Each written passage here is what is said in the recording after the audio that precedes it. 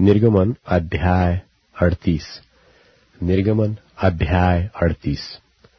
फिर उसने बबूल की लकड़ी की होम वेदी भी बनाई। उसकी लंबाई 5 हाथ और चौड़ाई 5 हाथ की थी। इस प्रकार से वह चौकोर बनी और ऊंचाई 3 हाथ की थी। और उसने उसके चारों कोनों पर उसके 4 सिंग बनाए। वे उसके साथ बिना जोड़ के बने। और उसने उसको पीतल से मढ़ा। और उसने वेदी का सारा सामान अर्थात उसकी हांडियों, फावड़ियों, कटोरों, कांटों और करछों को बनाया। उसका सारा सामान उसने पीतल का बनाया। और वेदी के लिए उसके चारों ओर की कंगनी के तले उसने पीतल की जाली की एक झंझरी बनाई। वह नीचे से वेदी की ऊंचाई के मध्य तक पहुंची।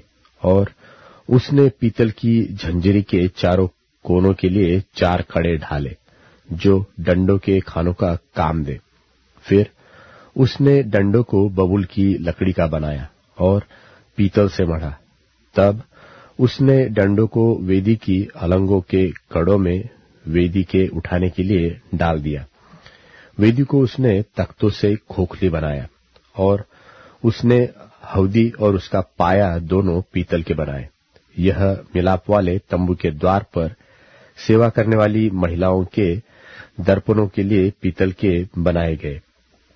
फिर उसने आंगन बनाया और दक्षिण अलंग के लिए आंगन के पर्दे बटी हुई सूक्ष्म सनी के कपड़े के थे और सब मिलाकर 100 हाथ लंबे थे।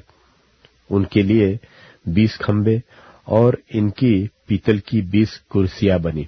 और खंभों की घुंडियां और जोड़ने की छड़े चांदी की बनी। और उत्तर अलंग के लिए भी 100 हाथ लंबे पर्दे बने। और उनके लिए 20 खंबे और इतनी पीतल की 20 ही कुर्सियां बनी। और खंभों की घुंडियां और जोड़ने की छड़े चांदी की बनी। और पश्चिम अलंग के लिए सब पर्दे मिलाकर 50 हाथ के थे। उनके लिए 10 खंबे और 10 ही उनकी कुर्सियां थी। और खंभों की घुंडियों और जोड़ने की छड़े चांदी की थी। और पूरब अलंग में भी वह 50 हाथ के थे। आंगन के द्वार के एक ओर के लिए 15 हाथ के पर्दे और उनके लिए 3 खंबे और 3 कुर्सियां थी। और आंगन के द्वार की दूसरी ओर भी वैसा ही बना था। और आंगन के दरवाजे के इधर और उधर 15-15 हाथ के पर्दे बने थे।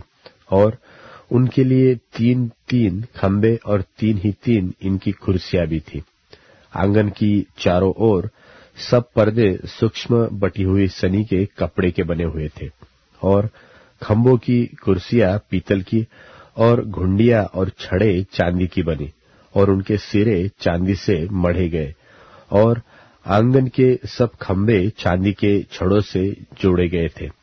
आंगन के द्वार के पर्दे पर वेल बूटे का काम किया हुआ था।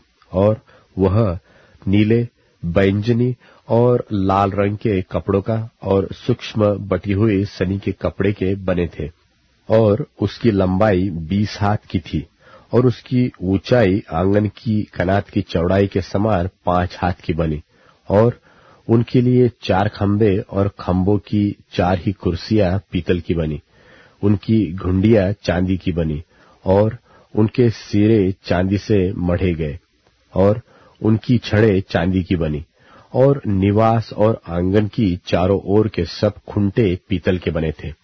साक्षी पत्र के निवास का सामान जो लेवियों की सेवकाई के लिए बना और जिसकी गिनती हारून याजक के पुत्र इतामार के द्वारा मूसा के कहने से हुई थी, उसका वर्णन यह है। जिस जिस वस्तु के बनाने की आज्ञा यहोवा ने मूसा को दी थी, उसको यहूदा के गोत्र वाले बसलेल ने, जो हूर का पोता और ऊरी का पुत्र था, बना दिया। और उसके संग दान के गोत्र वाले अहीसामाक का पुत्र ओहोलीआब था, जो खोदने और काटने वाला और नीले, बैंगनी और लाल रंग के और सूक्ष्म सनी के कपड़े में कारचोब करने वाला निपुण कारीगर था।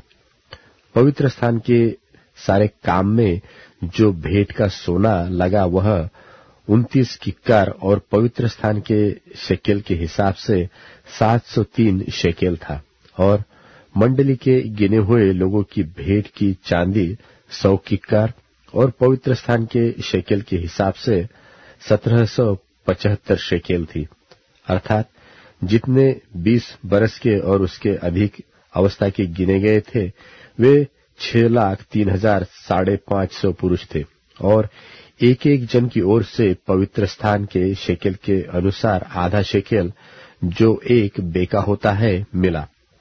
और वह 100 किक्कार चांदी पवित्र स्थान और बीच वाले पर्दे दोनों की कुर्सियों के ढालने में लग गई। 100 किक्कार से 100 कुर्सियां बनी, एक एक कुर्सी 1 किक्कार की बनी। और 1775 शेकेल जो बच गए उनसे खंभों की घुंडियां बनाई गई और खंभों की चोटियां मढ़ी गई और उनकी छड़ें भी बनाई गई। और भेंट का पीतल 70 किक्कार और 2400 शेकेल था। उससे मिलाप वाले तंबू के द्वार की कुर्सियां और पीतल की वेदी, पीतल की झांझरी और वेदी का सारा सामान और आंगन के चारों ओर की कुर्सियां और उसके द्वार की कुर्सियां और निवास और आंगन की चारों ओर के खुंटे भी बनाए गए।